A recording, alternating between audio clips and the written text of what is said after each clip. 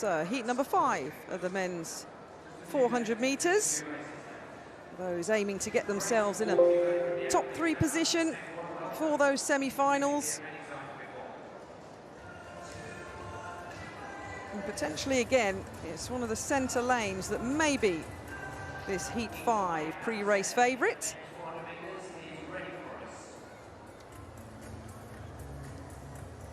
Arinze Chance of Guyana will start in lane number 8. The 26-year-old, the 46.05 lifetime best back in 2019, based in the US. Lane number 7, Siobhan Powell of Jamaica, the national champion over the 400 metres, the 21-year-old this year, ran in the heats of the World Championships just a couple of weeks ago. Simukonga of Zambia, 400-metre African champion this year. The 19-year-old, 45.02, a lifetime best this Commonwealth season. Adeyemi of Nigeria. Screams around us in our commentary position for the Nigerians starting in lane number 5. Popular, 46.11 this year. Lane number 4, Alonzo Russell of the Bahamas in his 3rd Commonwealth Games now, the 30-year-old. 2016, that lifetime best of 45.25. Only 0.4 of a second shy of it this year, though. Derek St. John will start in lane number 3 from Dominica. In his 2nd Commonwealth Games, just outside 48 seconds, though, this year. And then completing the lineup in heat number 5, Mponda of Malawi. 49.34, a lifetime best for the 17-year-old. Thumbs up indeed. Delighted to be here in Birmingham. He'll start in lane number 2 of heat number 5. So a couple more big guns still to come in this men's 400 metres. We've seen what form some of the main players are potentially in. There's Powell of Jamaica, 46.42. He ran in the heat of the World Championships just a couple of weeks ago. Born in Clarendon in Jamaica. He'll start in lane number 7. Simukonga of Zambia in lane number 6, the 19-year-old. He's just outside 45 seconds this year. Set. So the crowd still buzzing here at Alexander Stadium, seeing Matt Hudson-Smith qualify for the semi-finals. This is a pretty even start in heat number 5.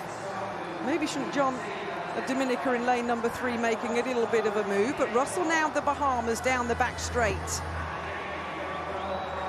Very even as they hit the 200-metre point.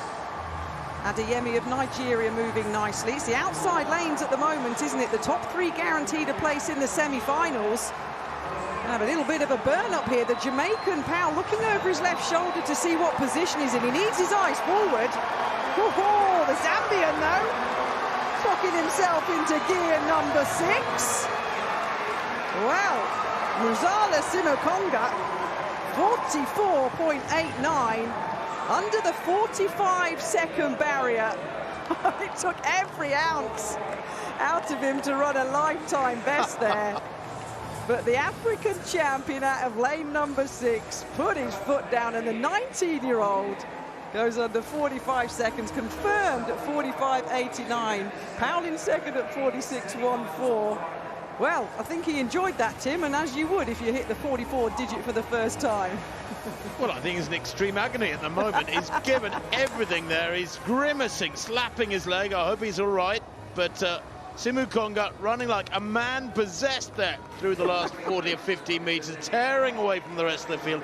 It was extravagant. It is a wonderful personal best. To break 45 seconds for the first time is a big deal. But there he is, and he looks, Kath, I don't know if he's injured or just suffering such enormous amounts of lactic. You know about it. Sprinters can get agony in their rear ends and their hamstrings, as I understand it. Of course, I was a long-distance guy, never really got there. I'd need to ask him. I'd have to say, Muzala, talk me through that race, because he was in a qualifying position. He looks like he's got cramp in both of his hamstrings. He's gone into what we call the warp zone as a 400-metre runner. When you go the warp zone, when you go above and beyond what you're technically capable of. He's smashed his lifetime best there, Tim. It's took every bit of to go where your hamstrings do not want to go. I do hope he's okay, though. I do hope he's okay, because he looks in a little bit of agony here. And even though he has officially got that PB of 44.89, he has made the semi-finals. And as Rob Walker said previously with Matt Hudson-Smith, you know, you keep your powder dry. It's the semis and the finals where you give it all. But I do hope he's well, and he's getting some attention now. Quick question, Catherine. Steve Jones, the marathon runner, always said, if you feel good, you should go. And maybe he thought, I might never get a chance to run sub 45 again. There is that thinking as we see confirmation of Heat 5 and Samu Konga's 44.89 run. But I know we're going to run a couple of replays here and just see that again. And good God, as Tim said, he was like a man possessed with about 60 metres to go. I like athletes taking their opportunity. And that's why I'd have to talk to him and ask him to talk me through this race, because you can see him here in lane number 6. This was pretty even, wasn't it, Tim? This was a pretty reasonable start by all the field here, and he was still in the mix at this point.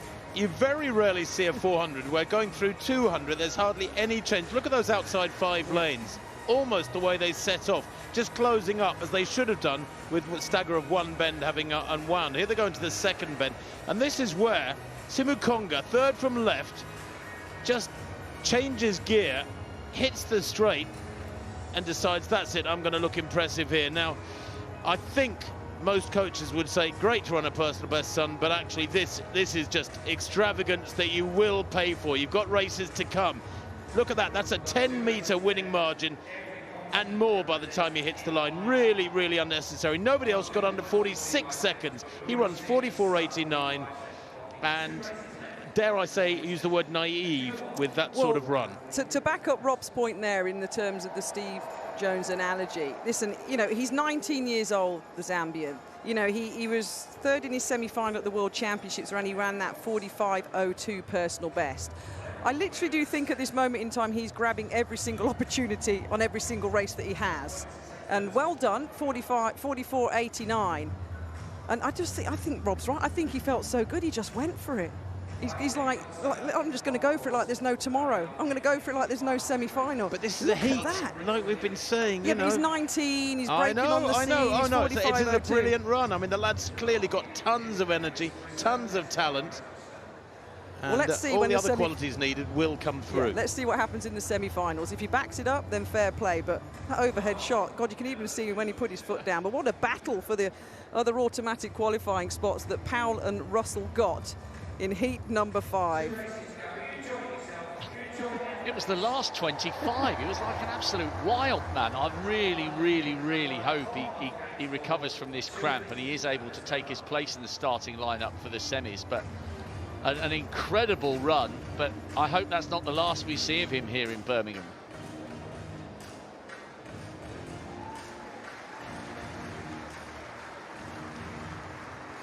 Well, that heat 5 was extraordinary. Follow that, Emmanuel Correa, world champion and Olympic champion over 800 meters, if you dare.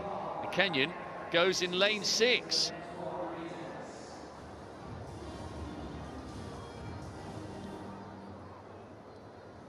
Oh, what an intriguing quintet of heats we've seen in the men's 400 meters. This is Michael Joseph of St. Lucia, 19 years of age. PB this year.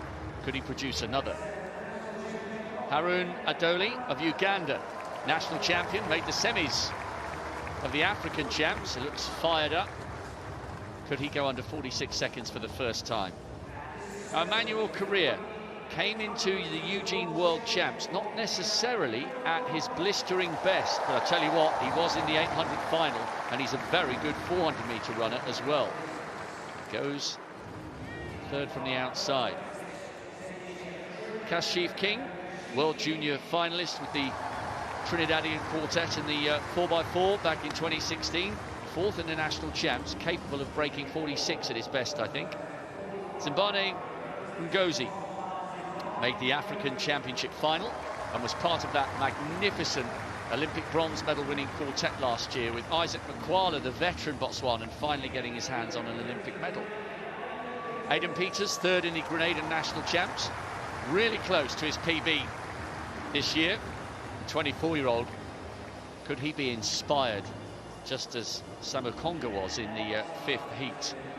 And this is Angelo Garland of the Turks and Caicos Island.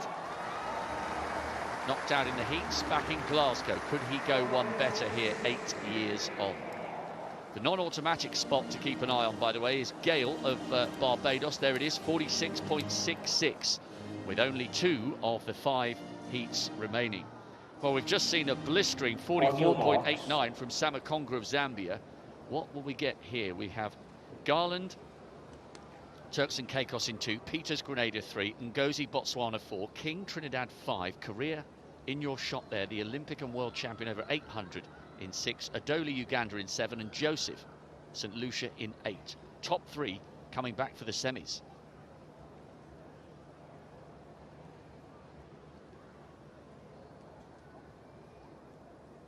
Set.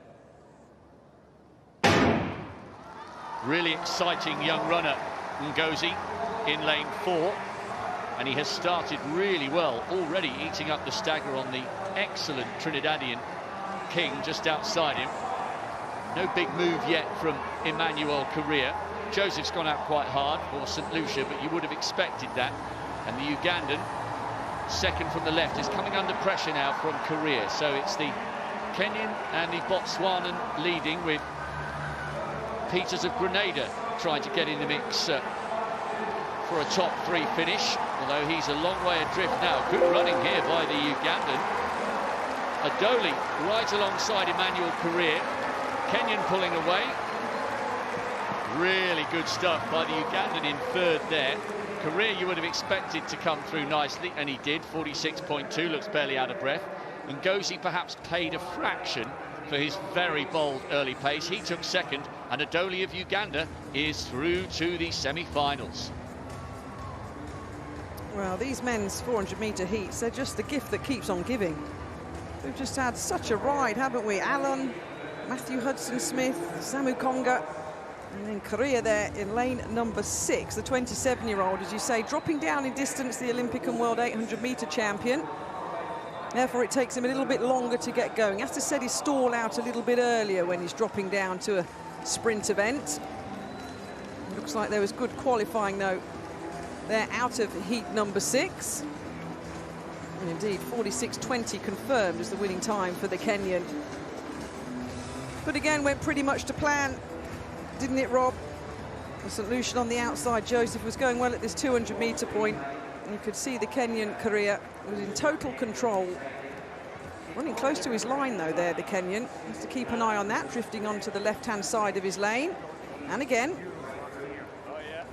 Yeah, a little bit of rocking and rolling. But when needed, that speed endurance came through, the 800-metre power. But again, I think that was a little bit more effort than maybe he would have liked to get through the qualifying there. Yeah, I would agree. I thought he's probably run more comfortable 46.2s in his time. Ngozi went too hard too early, I think, although, of course, he's come through in 2nd place and qualified. Excellent run by the Ugandan in 3rd. He looks relaxed here, but that was because he'd had to do a reasonable amount of work just in that penultimate 50 just to get himself in front of Adoli, who was in the lane outside him. The 2 best qualifiers, arguably Allen of Jamaica and Hudson-Smith, and then Samu Konga, depending upon whether he's already run his final in the heats with 44.89 and whether he can recover from the cramp. But we've certainly got some intriguing looking semis still to come. I think Korea did have to work a little bit for that, you know. Yeah, coming through to take it, wasn't he, Rob? But he was working. Yeah, he was sandwiched between 2 athletes that also desperately want to get into the Commonwealth Games semi-final. A little bit of rocking and rolling. But that's all right. Some people run different styles. You make what you've got effective. You make what you've got efficient. But yeah, the Uganda national champion outside him, Adoli in lane number 7. He was struggling a bit at the end, but automatically through in 3rd at about 46.3. But yes, so far so good in these men's 400-metre heats, and with one more to come. All the main players are through. And Samu Konga, I can just see down to my right, is still in a little bit of trouble. And there's breaking news here about something I mentioned potentially from the Kenyan, Rob Walker. Yes, we are now seeing on our system in the commentary box that Emmanuel Correa, who came through to win that heat, the world champion and Olympic champion over 800 metres, looks as though he has been disqualified. Catherine Merry, the Olympic bronze medalist from Sydney, did say he had run very close to the inside of his lane. If the DQ stands, and you would expect the Kenyans to protest that, Ngozi of Botswana will be given the win, Adoli of Uganda in second, and the big beneficiary will be Michael Joseph from St. Lucia, because he didn't have a qualifying time as one of the 3 non-automatic qualifiers, but I think he will go through. Now, where's the problem here, Catherine? Well, keep your eye on lane 6. Obviously, the bright Kenyan colours. For those who are watching who know the rule book, it's a transgression 17.3.1 that's come up on our system. We're assuming it's a lane infringement. If you're running a straight line race like 100 metres or 100 metre or 110 metre hurdles and you go onto the line and you don't impede somebody, it's not a problem. But you're literally cutting corners here. Let's keep an eye on the Kenyan. So he drifts a little bit here, like we said in the first replay. There and there. I think he's probably got 2 or 3 strides on the inside line, and there again, and there again, and there again. So if that rule of 17.3.1 is a lane infringement, it was pretty clear that that was the case, which we saw, and I saw on the first replay. Yeah, and that is what it is. 17.3.1 is a lane infringement. So we would expect the Kenyans to protest, but if it stands, the Olympic and world champion over 800 metres has been disqualified. Ngozi of Botswana is the winner of Heat 6 with Adoli in second, and Michael Joseph goes through as the 3rd automatic qualifier. Well, there's the lineup for the 7th and final heat of the men's 400 metres. William Ryan of Kenya will be the man, the oldest in the field in this extraordinary race in the youth that is involved. There is Ryan, second in the Kenyan Championships this year, 45.51 this season, and that is a lifetime best. I wonder if he's aware, I don't suppose he will be, that his compatriot career has just been disqualified. Namibia's Andre Retief goes in lane 7. He's just 19 years old, one of 2 teenagers in this race, and in fact 5 in this race are 21 or younger. 46.17 this year for Retief. In lane 6, Kennedy Luchembe of Zambia, semi-finalist in the World Juniors a few years back, holds the national indoor record from a couple of years back, 46.73. There's the Botswanan Anthony Pesela, world under-20 champion last year. What a talent he is. Still only 20, but over a second slower this year than his personal best from last year. Only 45.6 this year. Edio Musikate of Mozambique, just 17 years old. Nervous moments for him in lane 4. 48.85, his lifetime best this season. Rajan Thirubenthana of Singapore goes in lane 3. Semi-finalist in World Youth back in 2017. That was 4 years ago, 5 years ago. He hasn't really come on since then, only 48.2 this year.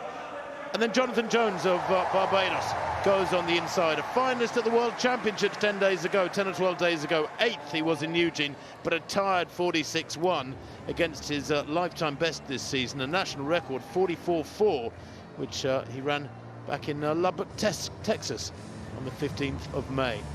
On your mark. So Pesela of Botswana, world junior champion from last year, but only 6th in his heat in Eugene in a modest 47.3. He's run 45.6 this year, but last year, when a youngster, when a junior, 44.58 when taking that world junior title in Nairobi. Jones of Barbados in 2, Thana of Singapore in 3, Muzakate of Mozambique in 4, Pesela of Botswana 5, the Zambian Luchembe in 6, Retief Namibia 7, and the Kenyan William Ryan on the outside. Top of picture now. How can he go here? Can he stay within the line? Something that was too much for Correa in the previous heat. Very sad that as they head down the back straight. Moving really smoothly is Pesela, Anthony Pesela in that lovely light blue strip of Botswana, 4th from left. He too looking very smooth, and that pitter-patter style of his, anything but a long raking stride, but it's effective, isn't it? Going well in 2 is Jonathan Jones of Barbados. He is so experienced, is the national record holder for Barbados, and he enters the straight in the lead and still working away as Anthony Pesela with that Botswana blue strip, head rocking from side to side. It's Jones Pasela, and in third place there in lane 6, Luchembe, taking that critical third spot for Zambia. The winning time, well, 46.39 for Jonathan Jones. Nice and relaxed. I wonder if he too has recovered. He is clearly very tired in that final in Eugene. He'd run a 44.7 in his semi to make it through as a non-automatic qualifier to the World Championship final, but then a second and a half slower in the final. Do you know what? I really enjoyed watching that run from Jonathan Jones as the Zambian Luchembe gets congratulations for the third automatic spot. Jones showed brilliant composure and that 800 meter speed that he's got. I think he might end up being a better 800 runner, the young Barbadian, than he is at the 4, and that's saying something because he's a 44.4 man. Just bottom of your picture there with the Mike Norman-esque headband. Keep half an eye on Pasela on the left of picture here as he goes round this corner. I know we're not getting paranoid. He's very close to that line, wearing the light blue of Botswana, and as he runs very close to the left-hand side of his lane, Jones of Barbados comes through. What do you reckon, Tim? I mean, with that, with 44.4 and that kind of strength towards the end of the race, he could make a brilliant 800 meter runner. Jonathan Jones you're talking about? Yes. I suppose so, yeah, but why wouldn't you say that about any 400 meter runner who can run 44 points? He's already shown potential at the 800, and I think that's, I reckon that may be where his best distance lies. Well, he's a bit of a confused man. His coach, Edric Floreal, was a Commonwealth bronze medalist in the triple jump. So, not to say that you can't be a jumper and have great sprint knowledge, great coaching ability. I'm fascinated at the running style of Botswana, Anthony Pasela. He's got a strange pitter-patter little style. It just looks a little tight. I mean, he does here, and that's fair enough, 50 metres to go. But he covers the ground very effectively with what I think is an awkward-looking style. Kath, what do you reckon? I mean, you know you're sprinting, but he had, even down the back straight, fresh, in full flow, he wasn't taking long strides. Everybody's different. Everybody's different, of course. Like I said before, you work with your technique and you make it efficient. I'm concerned about the Botswanan here. I'm just going to wait for confirmation of this result because there was a couple of occasions through that 400 meter heat when he did get very close to the line. Very close to the line like Korea did. But at the moment that result stands, the Botswana is in second place with 46.55. But you're right, it's all about working with what you've got and being efficient, and especially in early rounds as well. Conserving the energy but getting the body into the condition and the position so it needs to go again and it knows what it's doing. But they were fascinating heats, weren't they, guys? It just gave us everything. DQs, fast times. Somebody running themselves almost literally into the ground with extreme pain in the hamstrings after running 44.89 and a massive personal best. It was brilliant. It was wonderful, wasn't it? All the colours of the rainbow in the way those races unfolded. But Jonathan Jones has given the nod for that first place in that final heat, ahead of Pasela and Luchembe. So there's the disqualification for Emmanuel Correa, the world and Olympic champion over 800 meters, left foot on the line numerous times. This is the lane infringement rule, so that was the reason for his disqualification. 1, 2, yeah, 3 strides, and on 2 of those a part of his foot wasn't just on the line, it was over onto the lane inside. That is why the world and Olympic champion over 800 meters will not be in the semi-finals, and we are reliably informed they are still looking at the replays of Anthony Pasela, and that would be a real shame, Tim, because as a young talent he's absolutely brilliant, as he proved last year at the juniors. Absolutely. He hasn't had the best of seasons. I mean, his time there, 46.55 in second place in that